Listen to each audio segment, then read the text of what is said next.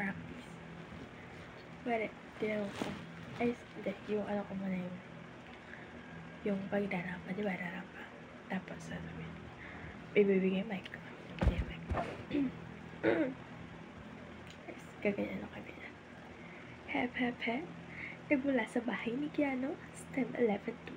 Ako nga pala si Dainty Joyce Manigan. At may katagang kumain ka ng gulay, sabi ni Mama. Correct. Eme lang yun. O di kaya, ito na. Uy. Ito sabihin ko. Iwasan ng junk food. Kumain ng gulay.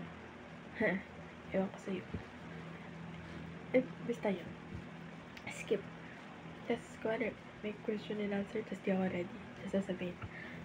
Kung hindi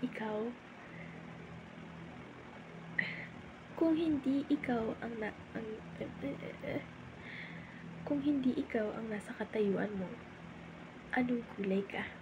Tama ba? Basta yun. Yun yung point. Kung hindi ako ang nasa katayuan ko, uupo ako.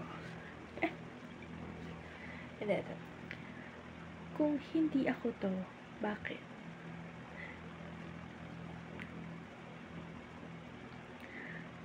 Kung gulay ako, ito, papaikin na ako.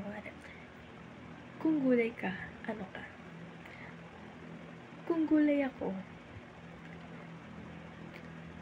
pipiliin kong maging kalabasa. Pampalinaw ng mata, sabi ni Mama. Pipiliin ko ang kalabasa dahil pag kinain niya ako, ikaw, hindi. Pag kinain niya ang kalabasa, lilinaw ang kanyang mata at makikita niya ang aking halaga. Salamat. Sabihin, bakit mo napili ang iyong costume na ihalin tulad sa pechay? At bakit green na green? Bakit nga ba? Pinili ko ito kasi sabi mo? Ay, pinili ko ang costume ko kasi no choice ako. Pinili ko to dahil hindi lang upang ipakita sa inyo na walking green flag ako, kundi dahil ipinapakita ko rin sa inyo na hindi lang ako pechay, kundi pechay akong naka-caps lock. Mali.